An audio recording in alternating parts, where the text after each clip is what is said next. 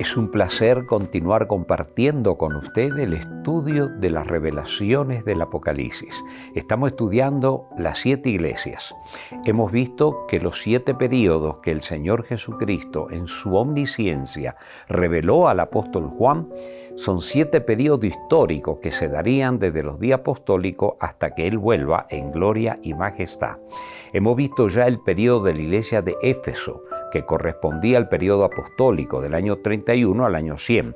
Hemos visto el periodo de la iglesia de Esmirna, que correspondería del año 100 al 313.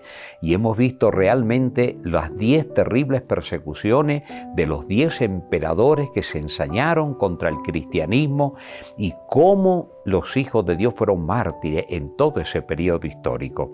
Hoy vamos a ver el periodo de Pérgamo, cómo la fe se corrompe ahora en la historia de la humanidad y la razón por la cual ocurre. Vamos a leerlo en la Biblia primeramente para identificarnos con este periodo.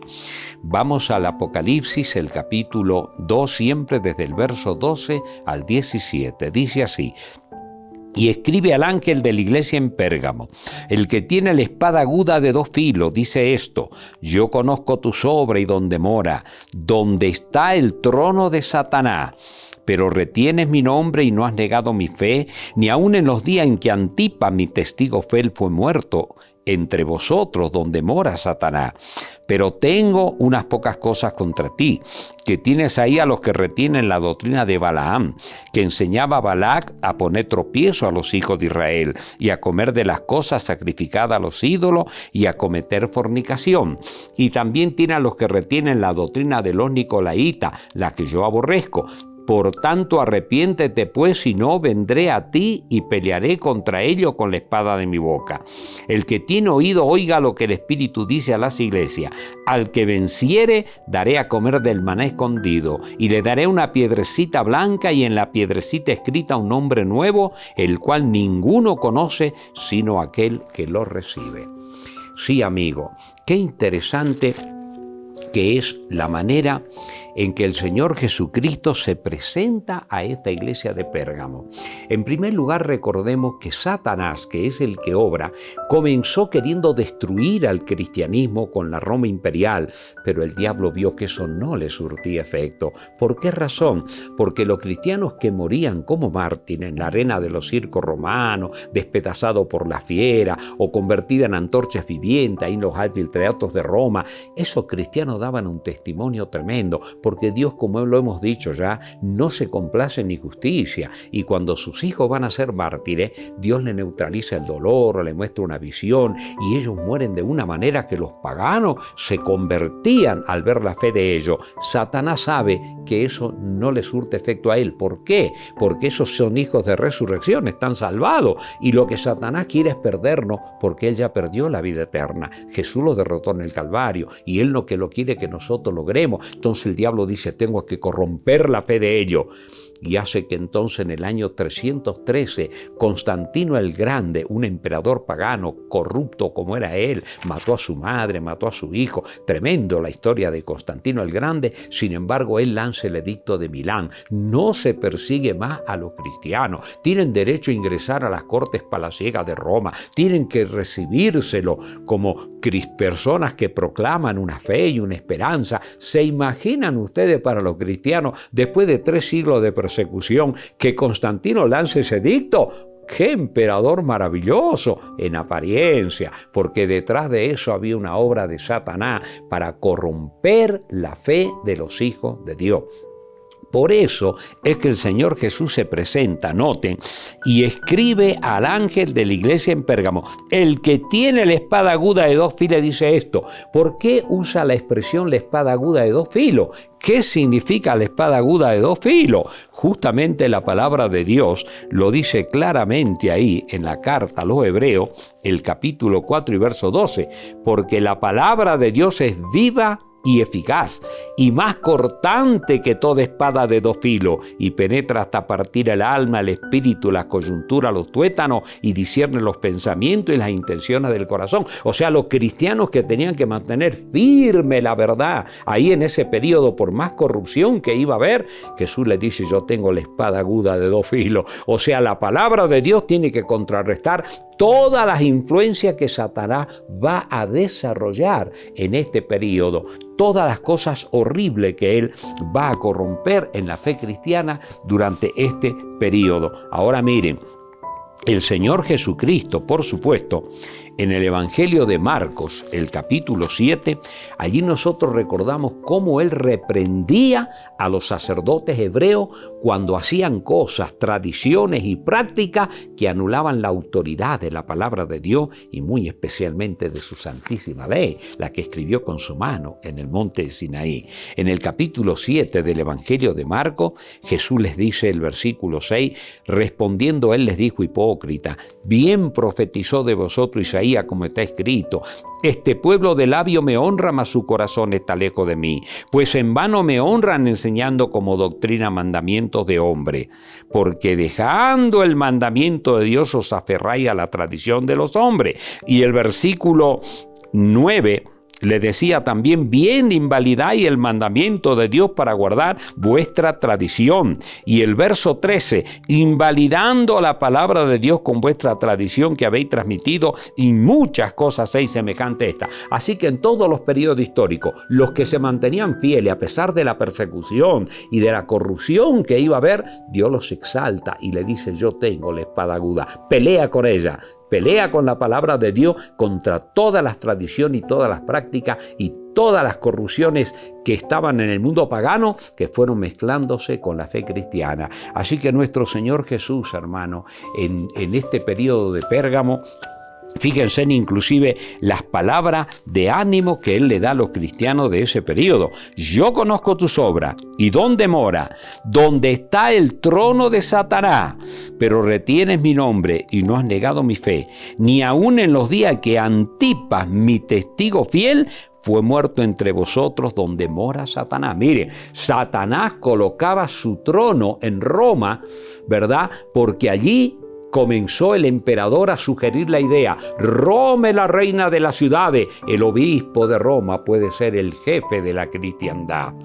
Y entonces comienzan a jerarquizar. Vamos a ver cuando estudiemos el periodo de Tiatira, en qué año fue que se comienza a nombrar a los obispos de Roma, a los sacerdotes, padre o Padre Santo o Papa. Vamos a ver que todos esos términos Jesús mismo, hermano, dijo que eso no debería ocurrir jamás. Cuando Jesús estaba instruyendo al apóstol y los reúne a todos ellos para darle la instrucción, por ejemplo, si nosotros vamos al Evangelio de Mateo, allí nos encontramos nosotros con la instrucción que el Señor Jesucristo les daba a los apóstoles.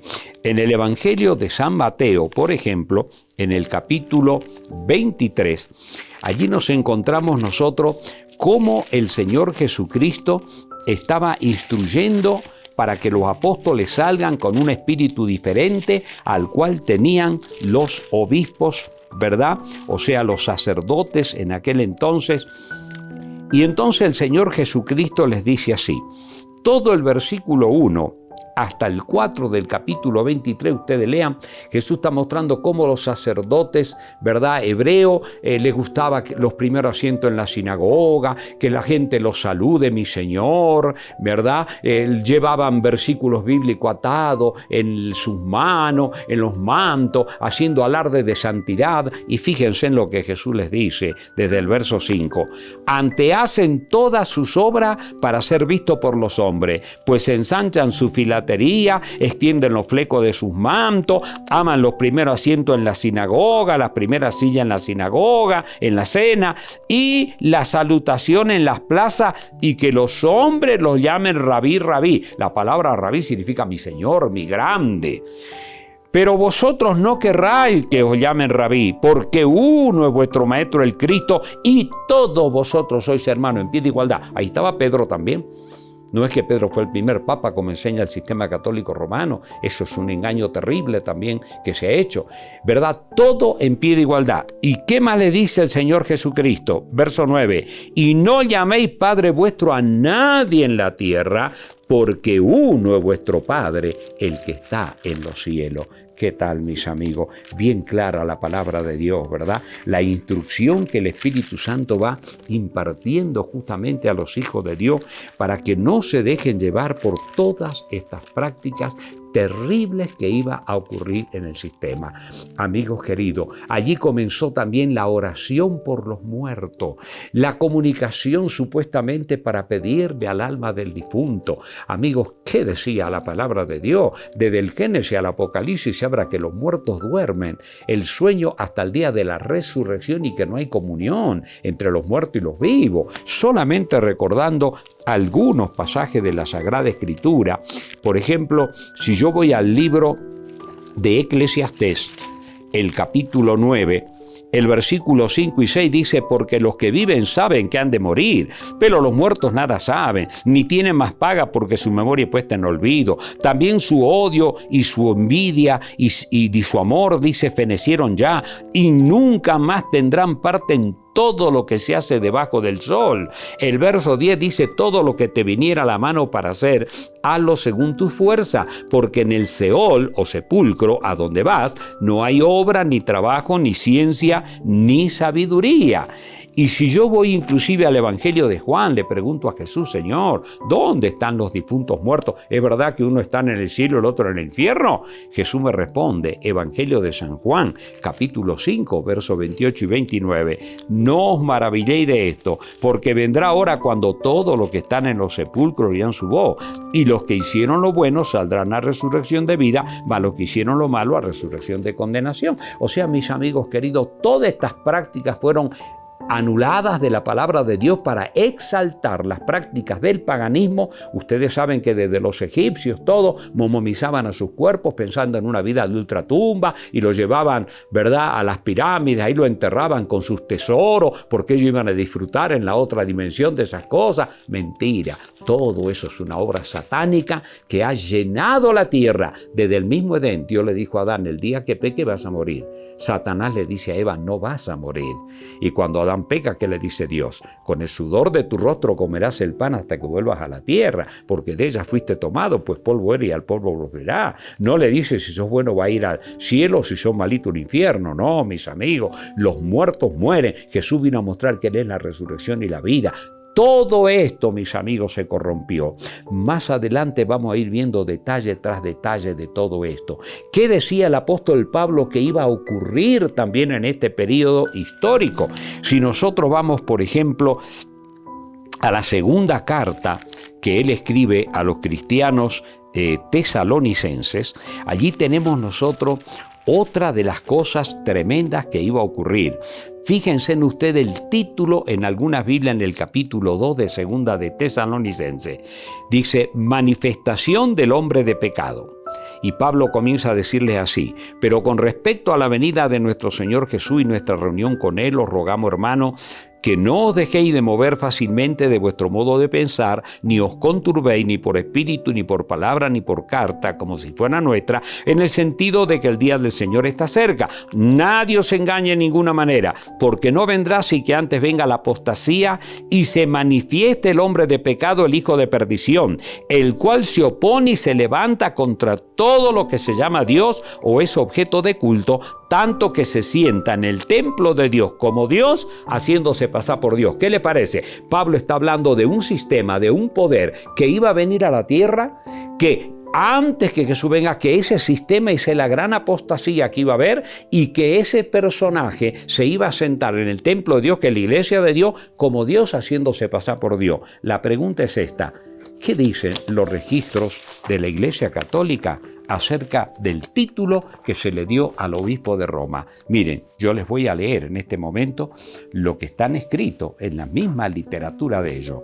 Por ejemplo, Lucio Ferrari, en su propia biblioteca, a la cual se refiere la Católica Enciclopedia como una verdadera enciclopedia de conocimiento religioso y una preciosa mina de información, declara en el artículo donde trata del Papa que el Papa es de tan grande dignidad y ensalzado que no es un simple hombre, sino como si fuera Dios y el vicario de Dios. ¿Qué les parece? Otro artículo dice: solo el Papa merece ser llamado Santísimo, porque únicamente Él es vicario de Cristo, manantial, fuente y plenitud de toda santidad. El Papa es como si fuera Dios en la tierra, solo soberano de los fieles. En otra parte, Cristóbal Marcelo, en la cuarta sesión del Concilio de Letrán, en una oración dirigida al Papa, exclamó: tú eres el pastor, tú eres el médico, tú eres el director, tú eres el hablador, finalmente tú eres otro Dios en la tierra. ¿Qué le parece, mis amigos? Ahí están el registro, los lugares donde están escritos, para que ustedes lo lean. Mis amados queridos, realmente la historia va mostrando cómo realmente la fe se llegó a corromper de una manera terrible durante este periodo histórico. Pero volviendo siempre a la palabra de Dios, el Señor Jesucristo les dice allí, dice: y no has negado mi fe, ni aun en los días, le dice a los cristianos fieles, en que Antipa, mi testigo fiel, fue muerto entre vosotros, donde mora Satanás.